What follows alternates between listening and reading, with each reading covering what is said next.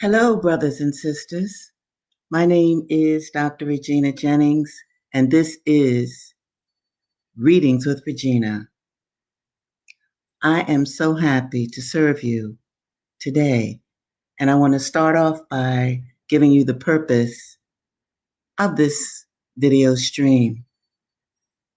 I've been a professor for more than 30 years now, and I have noticed a change in the reading habits of our people. And I wanted to stimulate the significance of reading, and I wanted to do it through this YouTube video series. It is exceedingly important to read, even more so than seeing a movie, than seeing a video. Let me tell you why. When you read a book or have someone read a book to you, there are fabulous things that happen within your brain. You actually make new neural connections within your brain when you hear language read to you or you read language yourself. You see, when you watch a movie, when you watch television, which I encourage you not to watch too much, that's a passive experience. You are ingesting information in pictures, which is it's good, but it's a passive experience.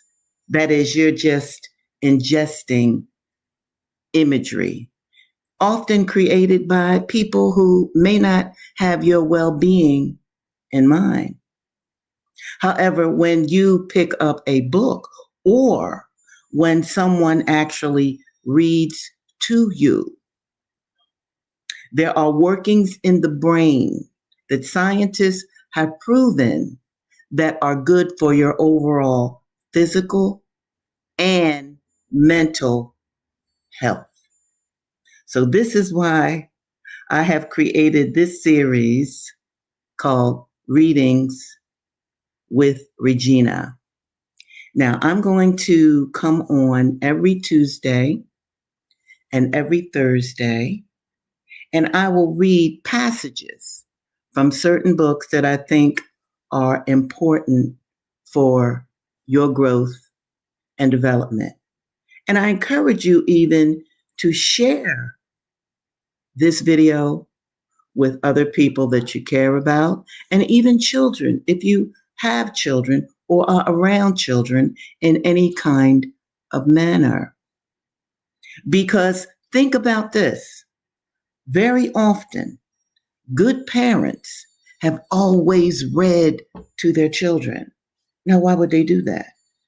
Because innately, they knew that to impart and rise intelligence within young children, okay, and even babies, then a parent, mostly the mothers, but certainly the fathers as well, when you read to a child, there is a bond that is connected between the reader and the listener.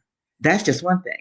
And as I previously said, the person read to, the listener, is in fact heightening his or her intellectual capacity. And that's what I want for our people. I want to create, if possible, really intelligent, smart people.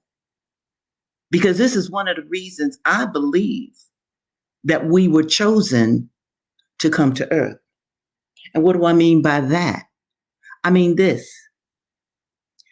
When a man ejaculates thousands of sperms, thousands, it's only one that hits that egg of a female. One, you. So while I am still on earth, I really intend and want to raise the intellectual level of my people. So, for our first book, I have chosen Murder Incorporated, Empire, Genocide, and Manifest Destiny. And this book is by Mumia Abu Jamal and Stephen Victoria. So I'm going to read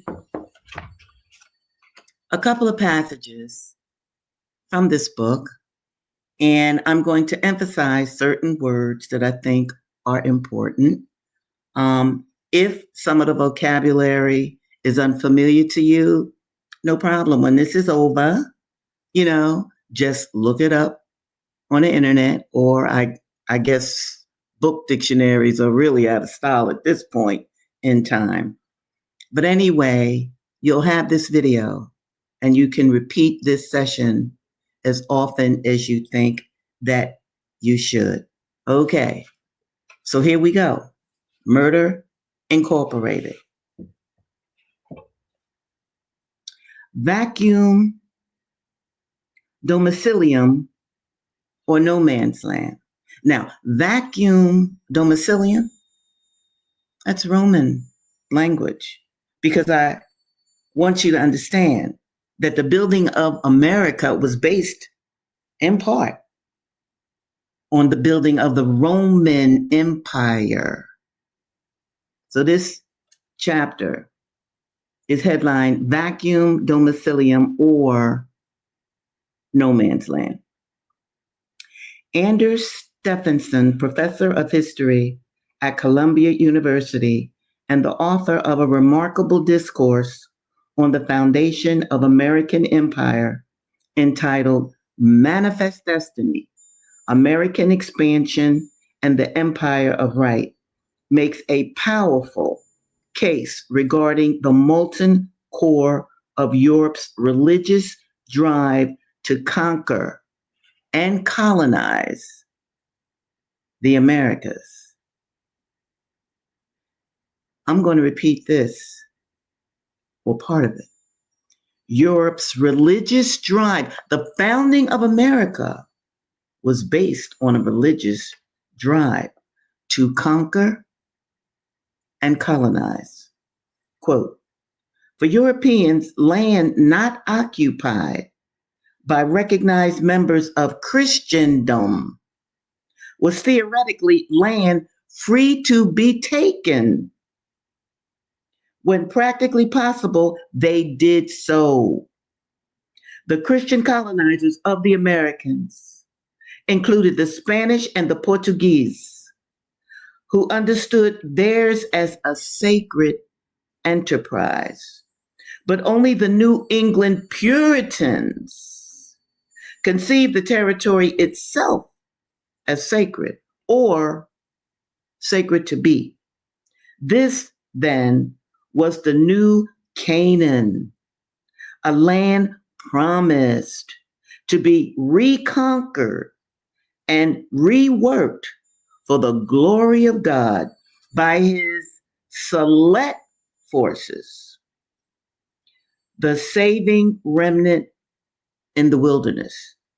So the colonizers saw themselves as selected by God to come to the Americas, or what has become the Americas, and to save it. Charged with the dominion of providence, the European settlers, occupiers, engaged in a practice known as vacuum domicilium, also known by another Latin term, terra nullius, which is derived from Roman law, and translates to land belonging to no one, or no man's land. Initially, many of the first colonists attempted to acquire the title to the land they occupied, but they quickly abandoned This weak attempt to respect sovereignty and instead embrace the notion that law is politics by other means, embarking on an all out land grab via vacuum domicilium. If the property is not in active use, then it is simply free for the taking. So, if the terrain was used seasonally by the indigenous population for farming, hunting, or fishing, and appears barren to bad, the occupiers can simply claim the land. In fact, the colonizers made a straightforward, God inspired rule. The rights of civilized Christians superseded the rights of the hunter gatherers, heathens, and savages.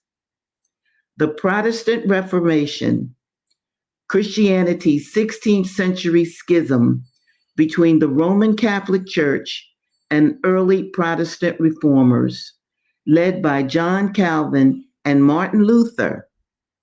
Martin Luther, I'm sure you've heard that word in the modern age, but it comes from the 16th century schism between the Roman Catholic Church and early Protestant reformers, led by John Calvin and Martin Luther, laid the necessary foundation for biblical prophecy to be used as the spiritual motivation for the occupation of this new Israel.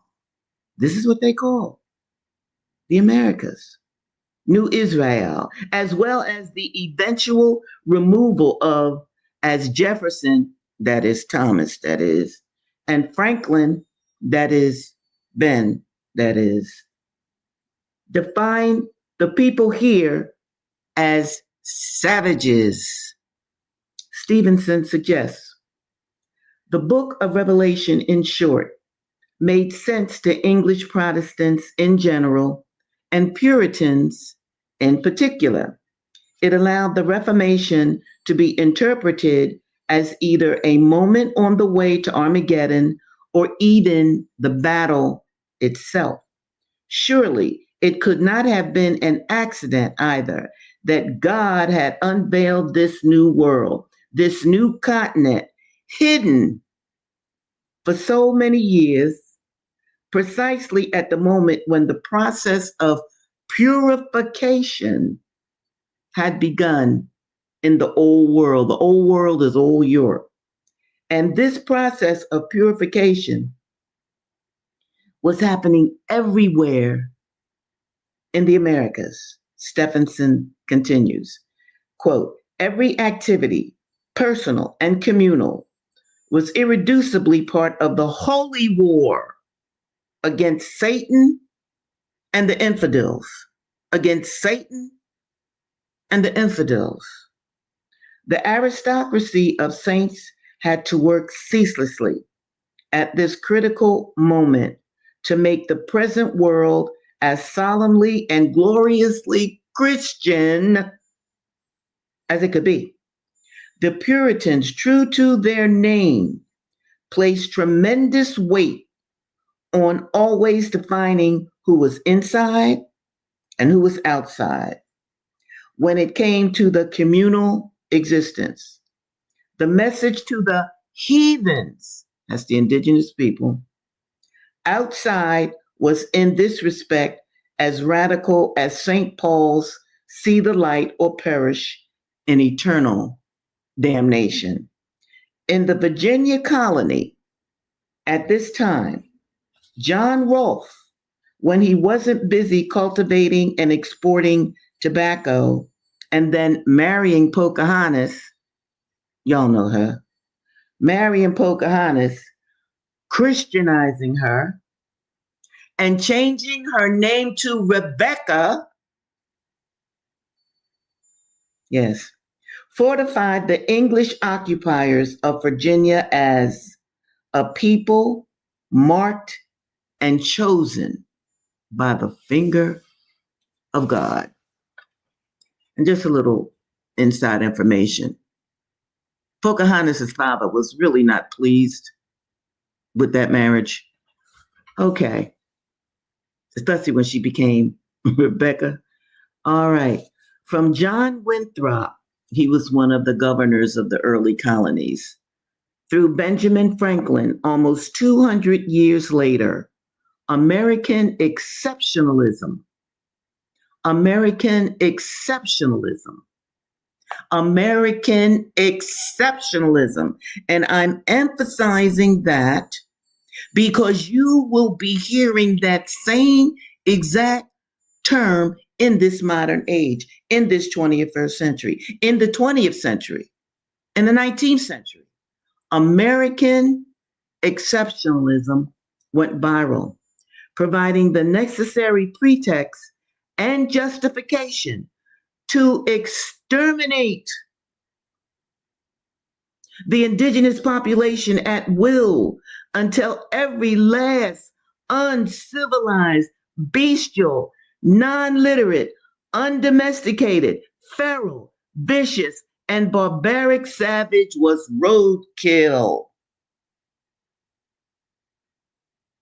First, let's hear from Winthrop regarding a smallpox epidemic. The Europeans brought it over here with them. Regarding a smallpox epidemic that had wiped out the area's Indian population in the 1630s. Something Winthrop viewed as divine intervention. This is what he said: God hath consumed the natives with a miraculously plague. Next, from the city of brotherly love, we hear from Ben Franklin regarding how rum, R-U-M, rum was being utilized by God. Now, God utilized rum to help soften up the savages for the big kill.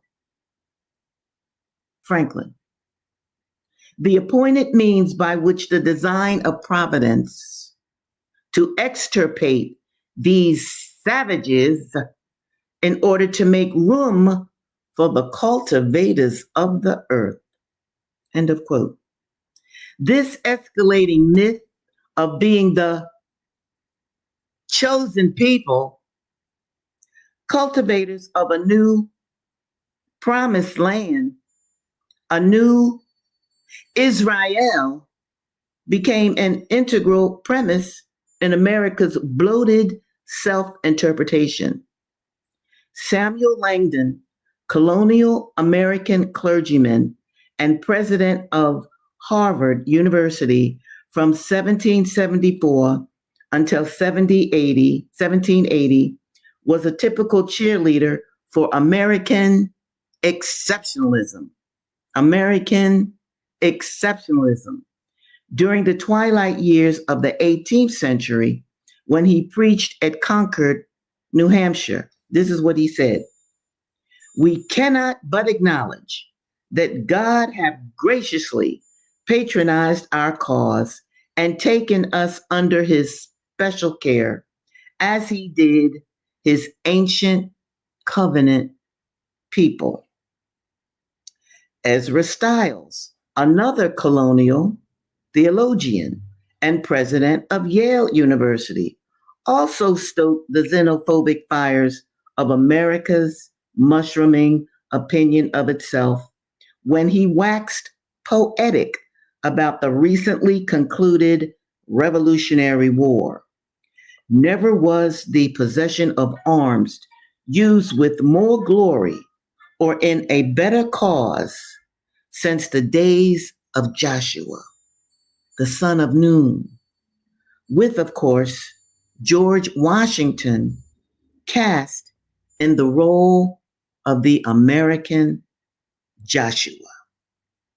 Shortly after the colonial cry for independence reached King George back in the Home Office, rogue middle managers Franklin, that's Ben, that is, and Jefferson, that's Tom, that is, lobbied for bold promised land imagery to grace the new nation's Great Seal. Franklin suggested Moses dividing the Red Sea with the Pharaoh's armed forces ready to be swallowed up by the rising tide. Jefferson pushed for a representation of the Israelites being led through the wilderness by a pillar of fire. Jefferson held this sense of divine election close as he wrote in his second inaugural address in 1805, I shall need too the favor of that being in whose hands we are, who led our forefathers as Israel of old from their native land and planted them in a country flowing with all the necessaries and comforts of life. American Holocaust. In his in depth and exhaustive work on the American Holocaust, entitled A Little Matter of Genocide, author and political activist Ward Churchill, y'all should check out his work too. Ward Churchill distills the narrative of the embryonic American empire. In his 1782 plan, Washington, that's George, advanced the unequivocal belief that, after all was said and done, the objective of federal policy should be to force the entire indigenous population east of the Mississippi River into the illimitable regions of the West, to which the United States was not yet pressing claims. Those who physically resisted such a fate in any way would have to be broken by force, or, as Thomas Jefferson bluntly put it, exterminated if you resisted white encroachment. This removal policy, in law, that's what they called it, a removal policy. Extermination is a removal policy. Was in keeping with a sense of, another word this book deals with, and I want you to know, manifest destiny. Manifest destiny. Manifest destiny. An outlook founded in precisely the same matrix of virulent Anglo-Saxon supremacy that would later give rise to Nazi ideology, already pronounced among American citizens and American leaders alike. As the fledgling America grew, it seemed as if the country was drunk on the elixir manifest destiny. The culture at the time bristled with constant references, and it was in the poetry that was spoken, read during this period. American exceptionalism. Just check out the poetry of Walt Whitman. White supremacy was well entrenched in almost every aspect of 19th century American life. The foundation was deep and well rooted, having started with Columbus. Y'all know him. Hacking his way through the Caribbean, followed by the religious zeal oozing out of the Massachusetts Bay Colony, and then it became official when the best and the brightest of colonial America, they made it gospel.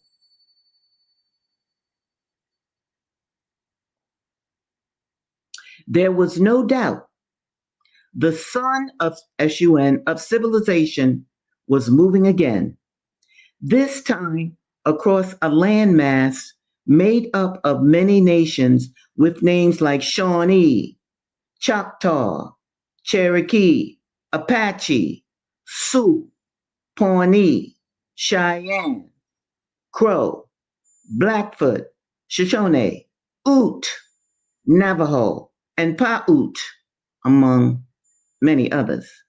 The Indian nations could not have known nor calculated what was about to hit them. But it would have a name: the American Holocaust. From the screenplay to the 1990 film Dances with Wolves, I'm sure many of you have seen Kevin Costner's Dances with Wolves. Kicking Bird, one of the major characters. Now, you know he's Native American with a name like Kicking Bird. Kicking Bird and Kevin Costner, he's Dances with Wolves, are alone. Each man is preoccupied with his own thoughts. Dances with Wolves says, "You have asked me many times about the white people. You always ask how many more are coming." Long pause as they exchange glances. Dances with Wolves continues. "There will be a lot, my friend, more than can be counted." Kicking Bird. "Help me know how many." Dances with Wolves.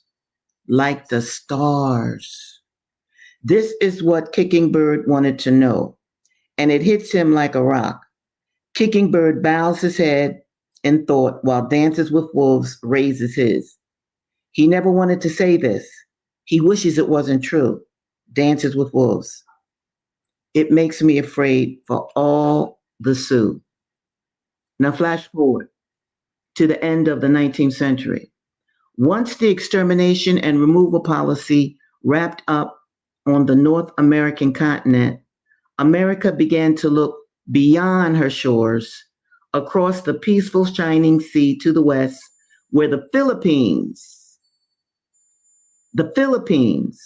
and their guileless people lay waiting for conquest. And the ugly formula for its destiny remained the same. Quote, "Any difference of culture," hear me, people, "any difference of culture or language will do," writes historian Reginald Horseman. Quote, "And the power of racism to facilitate the worst sorts of human behavior is well established." Horseman continues with a bare naked look at a United States Senator's Guide to Colonial Adventure. Senator Albert J. Beveridge, a Republican from Indiana, offered this Senate his own divinely guided rationale for war on the Philippines. Quote, "God has not been preparing the English speaking and Teutonic peoples for 1,000 years for nothing but vain and idle self contemplation and self admiration. No, he has marked the American people as his chosen nation to finally lead in the redemption of the world." Linguist, philosopher, and historian Noam Chomsky looks back on the march of manifest destiny and its iron fisted colonial conquest and sums it up this way. Quote, "Most imperialist countries leave the population there and try to rule over them and exploit them. Settler colonialism, the most savage kind, exterminates them." Mark Twain wrote against this.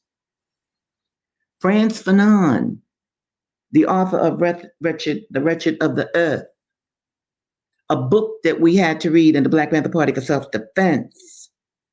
Frantz Fanon writes, follow the money, "The European opulence is literally scandalous, for it has been founded on slavery.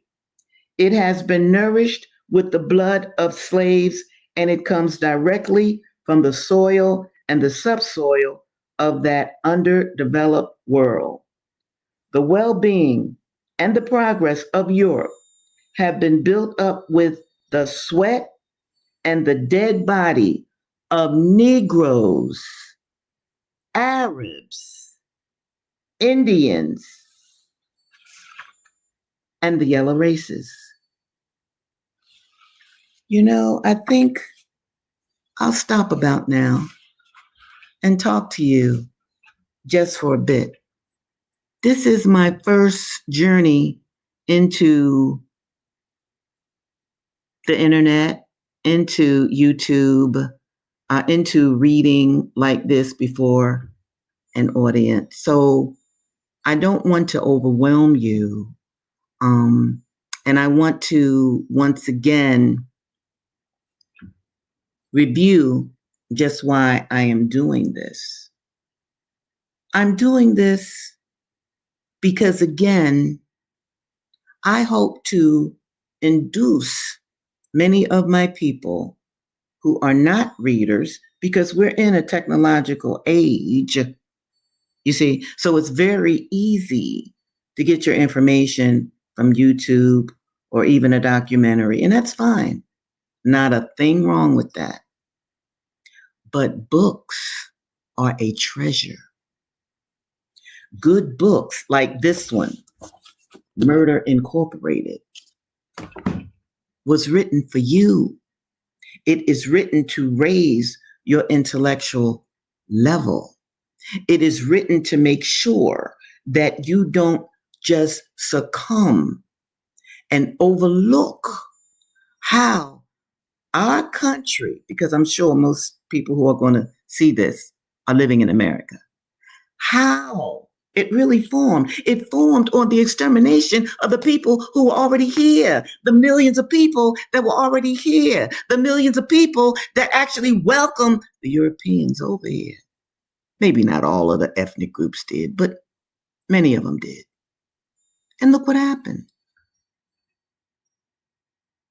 The Europeans made extermination okay. They said it was God-given to exterminate and to enslave just because the people weren't Christian. Now, in this new year, and we have a new president, in this new year, where there are people, scholars in America that are saying they do not want to upset their students by teaching the truth of how this country formed. Now, when I read that, I knew I have to do something. So what are you going to do? Try to camouflage and cover up the truth to make some white students feel comfortable? To act like genocide was just a picnic? Extermination is cool with God? So, my dear beloved listeners, I thank you so very much for listening to me, because I love you dearly. I am not doing this video to really make any money. I don't even know if you can make money. It doesn't matter. I'm doing this video because I want you, your children, or grandma, or mother, or cousin, or friends to think more deeply about literature that has to do with you.